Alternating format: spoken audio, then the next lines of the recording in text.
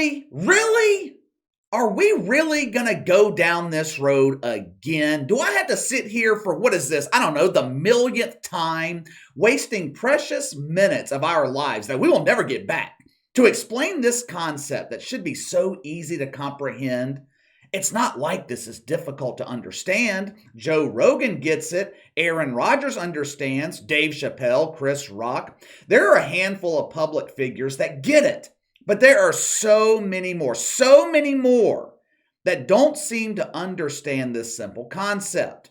There are thousands of you guys who have been following this channel for over a year now. You know exactly where I'm going. You know the answer to this question before I even ask the question. I saw a comment the other day on one of my videos. It was something like, KC is so predictable. I'm not predictable. The people I report on every day are predictable. We have one rule on this channel, just one rule. We call it the golden rule. I call it that for a couple of reasons. One, the rule really is golden. If you follow it, life becomes so much easier. Two, shit fucks despise the color gold. It represents wealth, prosperity, happiness, all things that broke, miserable wanker spankers hate. They would much rather me use their favorite color, brown. Now, what is the golden rule here on the channel? Never, ever, ever, ever, I mean ever. I don't care what the situation is. I don't care if you're in the wrong. I don't care if you're being pressured by your bosses. You never apologize to the shit fucks. Never. I've been doing this a long time now. I have yet to come across a situation like this where an apology to the shit fucks was warranted.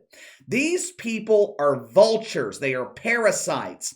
They see an apology as a sign of weakness. And they will use that weakness against you, sucking the life out of your career until there's nothing left. Oftentimes, maybe even every time, public figures bend over and take the punishment of cucumber insertion, it doesn't work out in their favor. A simple apology is never enough to appease the unappeasables. Us normal people, we lose all respect for them.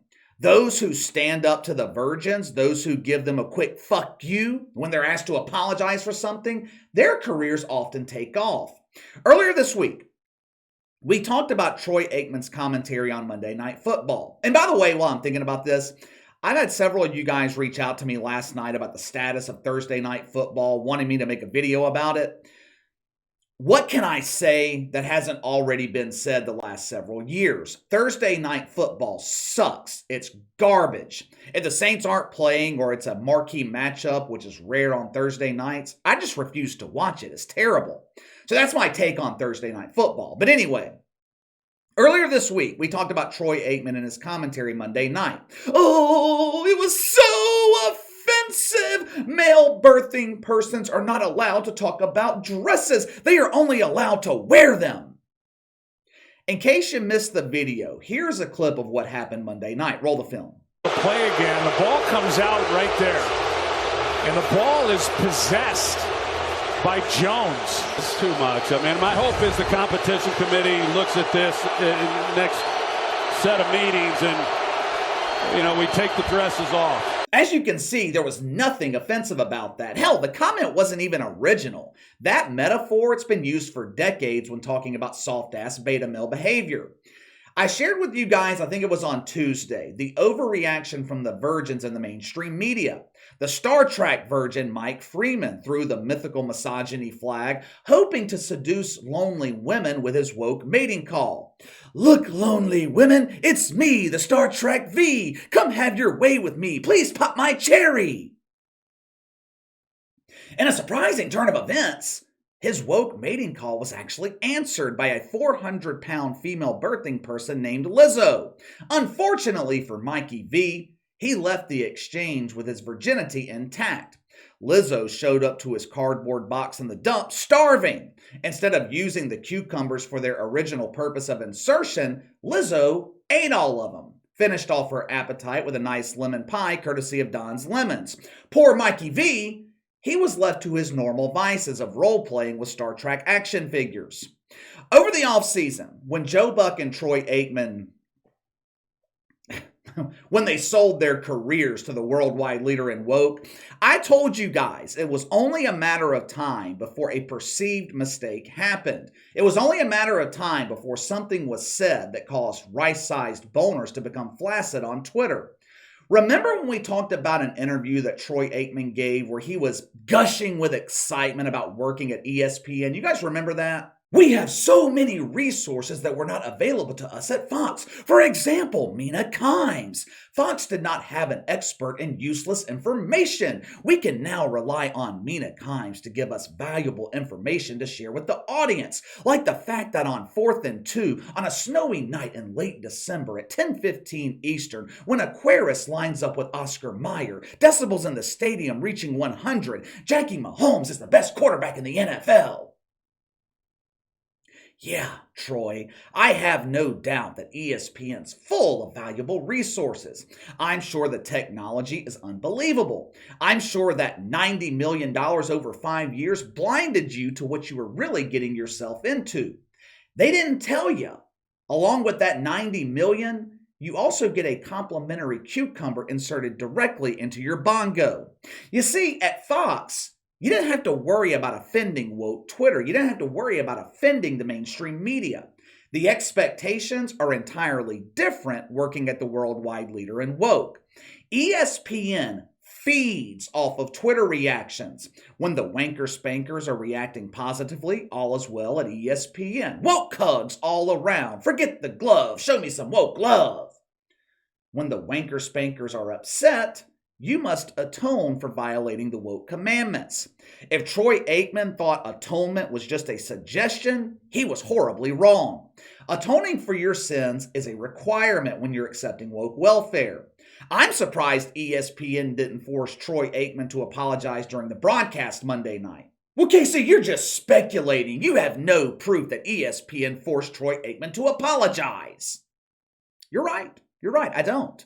But this speculation is based off factual information. The long history at ESPN of taking the woke wiener. Sometimes it's not even necessary for him to take it. There's no fake outrage. ESPN just takes it for purposes of pleasure.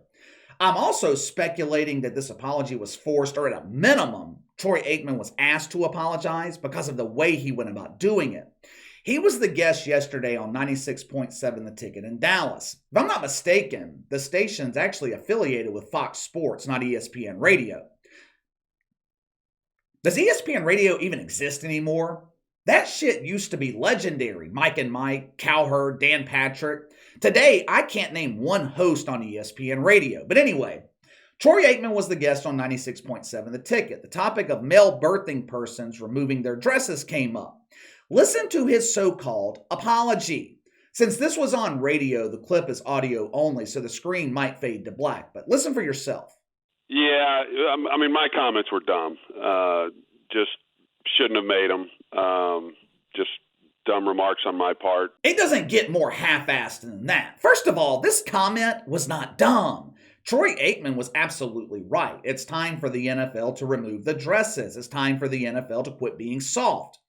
There were a lot of beta males complaining about this comment, but most of the misogyny complaints, a lot of them were coming from female birthing persons.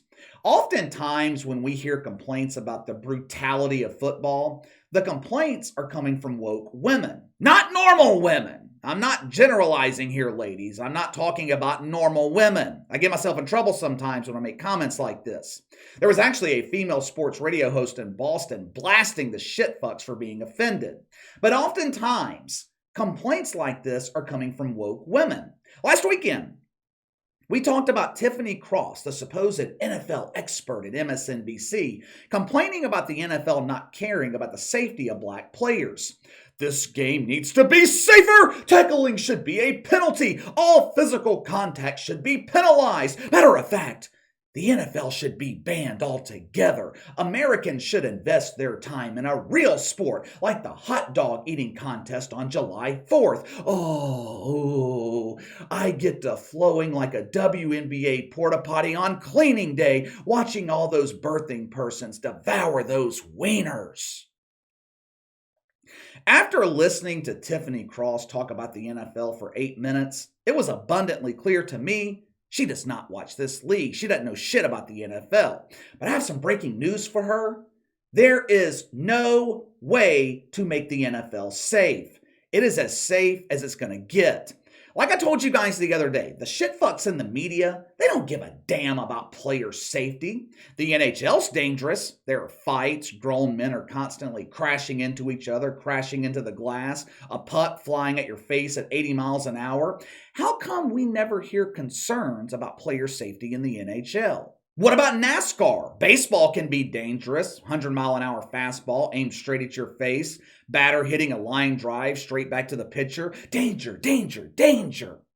Professional wrestling is dangerous. There is no safe way to take a suplex off the top rope. I remember in the late 90s, Mick Foley fell 30 feet off a cage into the announce table. He got back up, climbed back to the top of the cage, got body slammed through the cage, falling something like 25 feet down to the mat. His fucking tooth was in his nose. So someone please tell me a safe way to do that. I don't ever hear complaints in the mainstream media about the dangers working for WWE. Danger, risk, it's everywhere. Every time you get in your car, you're in danger. You're ruining the planet. Oh, all those gas emissions going into the air. How come we only hear the media complain about danger and risk when it comes to gas-powered vehicles in the NFL? Because it fits their narrative. They want to eliminate carbon fuels and they want the NFL ceasing to exist. They hate this league. They hate it. Woke boners erupt every Tuesday morning when NFL ratings are released. They don't understand why America loves this league, and they don't understand because they don't understand you. The mainstream media is doing everything they can to destroy the NFL. Pick your cause. It used to be the lack of black quarterbacks. Then it was the lack of black head coaches. Concussions. Now it's concussions again and player safety. The comments from Troy Aikman gave them another excuse to shit on the NFL. This league is full of misogynists. No, the NFL is full of men. It's full of masculinity, which is a direct violation of the woke commandments. Their dreams of utopia, those dreams cannot be realized if the country's filled with strong men willing to stand against it. Unfortunately, masculinity is getting more and more rare. We were just given another example with Troy Aikman apologizing for absolutely nothing. Give me your thoughts on the apology. Was it necessary? Did Troy Aikman apologizing cause you to lose respect for him? Let me know. Sound off in the comments below. Make sure to like and subscribe. Click the notification bell to receive all notifications from the channel. Best way to contact me is by email at btlkc84@gmail.com, KC_BTL84 on Twitter. I'll see you guys later.